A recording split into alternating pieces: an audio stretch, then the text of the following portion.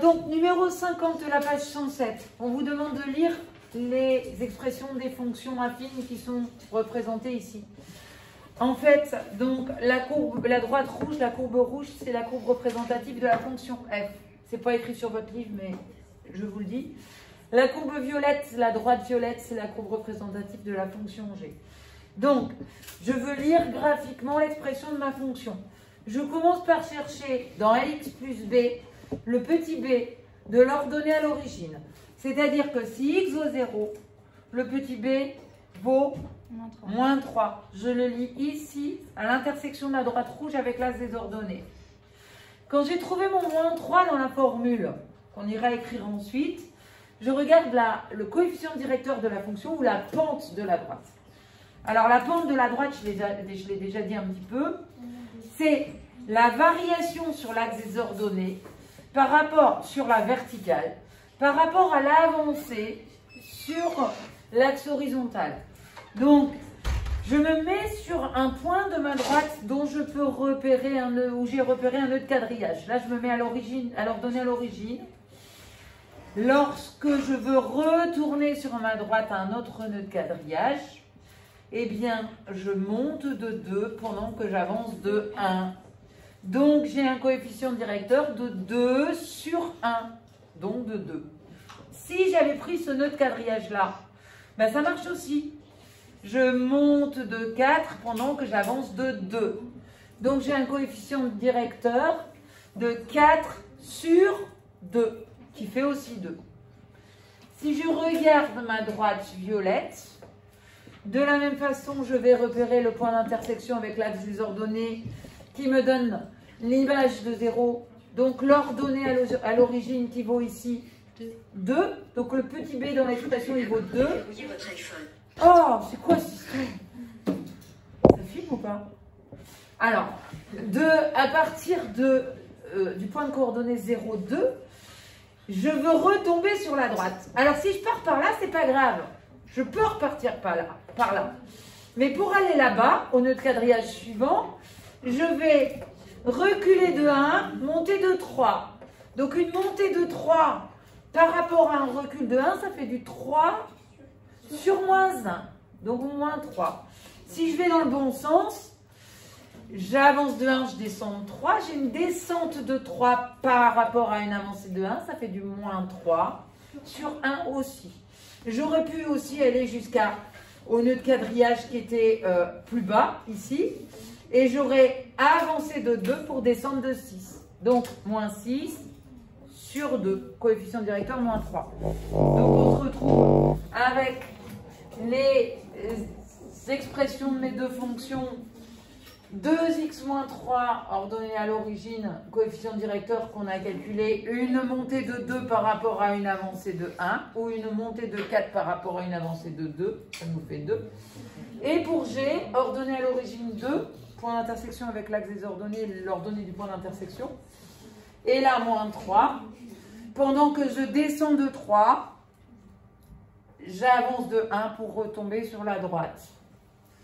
On aurait pu mettre aussi moins 6 sur 2, ça nous aurait donné un coefficient directeur ou une pente de moins 3. Voilà.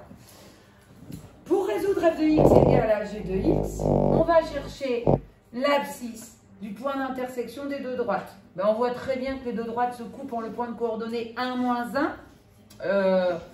Et donc, le x pour lequel ça fonctionne, c'est x égale 1. Dans ce cas-là, f de 1 et g de 1 feront moins 1. De même que pour résoudre l'inéquation, on voit encore Kenza sur l'image.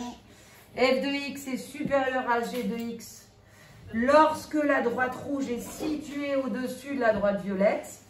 Et ce qu'on lit, c'est sur l'axe des abscisses. Donc la droite rouge est située au-dessus de la droite violette. Je ne sais pas si tu pourras aller jusque-là, ou je vais aller là. Hop. La droite rouge est située au-dessus de la droite violette à partir de x qui vaut 1. Oh. Quoi, on voit pas? Mais si, on voit. Bon, voilà. Donc, ça fait sur 1 plus l'infini ouvert parce que c'est strict. On n'a pas le droit de prendre le 1. Comment ça, on voit pas? Mais si, on voit. Je mettais ma tête dessus. Oh là là, quelle misère. Bon, on résout le problème par le calcul et on terminera par ça. Il va falloir qu'on fasse un bêtisier. F de x égale à g de x. J'écris mes deux fonctions. Je cherche à répondre à la question ici par le calcul, c'est-à-dire que je démontre mon résultat. Donc il faut que j'isole les x tous dans le même membre, que je mette tous les x dans le même membre. Donc je me débarrasse des x à gauche ou à droite, comme vous voulez. Qu'est-ce que vous préférez? On les met à gauche. On les met tous à gauche. Moi, je les aurais mis à droite pour neutraliser ce signe noir. Mais bon, on les met à gauche. Allez, on retire 2x à droite pour me débarrasser des x ici. Ça fait moins 5x. Donc, je retire les x à gauche et ça me donne moins 3x moins 2x. Moins 5x. J'ai toujours ce moins 2 qui me dérange ici pour isoler les x. Donc, je retire ce 2 à gauche. Plus de moins 2, il disparaît. Et effectivement, on conserve l'égalité en soustrayant 2 aussi à droite. Moins 5x est égal à moins 3, moins 2, moins 5. Et pour récupérer le x, il est multiplié par moins 5. Et bien, je me contente de le diviser par moins 5. On en a moins 5 fois x. Et ça nous donne x égale à moins 5 sur 5. Je divise par moins 5, pardon. Et ça me donne plus 1, ce que j'ai trouvé graphiquement. On aurait la même résolution avec les inéquations. On se contente de soustraire ou d'ajouter. Donc le sens de l'inégalité est conservé. On ne voit pas sur la grille. Tiens-le sinon. Vous faites la même chose. Hein. Alors tiens, on va faire l'inverse. Non, on va faire pareil. Alors là, il y a une petite subtilité quand même. Hein. Si jamais je soustrais 2x à gauche et à droite. C'est pour ça que je vous ai dit que c'était faut se méfier, c'est un peu dangereux de faire comme ça, j'aurais fait l'inverse. Je me retrouve avec moins 5x ici. Bon, je vais faire d'une pierre deux coups. Je vais soustraire le 2 ici. Je soustrais le 2 directement. Allez hop, je soustrais le 2 à gauche et à droite. Donc je me retrouve là, les deux x ont disparu, le moins 3, moins 2, moins 5. Et je me retrouve avec ça. Pas de problème, parce que j'ai soustrait aux deux membres de l'inégalité des nombres. Donc, je ne change pas l'ordre de l'inégalité. Sauf que, ici, je vais faire une division par moins 5. Et lorsqu'on divise par un nombre négatif ou qu'on multiplie par un nombre négatif une inégalité, qu'est-ce qu'elle change? Elle change de sens. Donc, si je divise par moins 5 à gauche et à droite, ça va me donner moins 5 par moins 5 à droite. Mais attention, x devient inférieur à 1. Et ça contredit... Alors, ça ne contredit pas parce que moi, je me suis trompée ici. J'ai résolu g de x inférieur à f de x. Je ne sais pas si vous l'aviez vu. Du coup, g de x inférieur à f de x...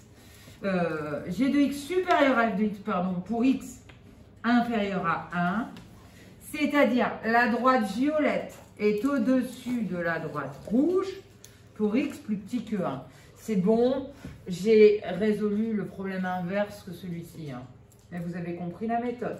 On n'oublie pas ça. Quand on divise ou qu'on multiplie par un nombre négatif une inégalité, on inverse le sens. Si je me contente d'ajouter la même chose ou soustraire la même chose à l'inégalité, elle conserve le même sens. Mais la division par un nombre négatif ou la multiplication par un nombre négatif inverse le sens de l'inégalité. Voilà.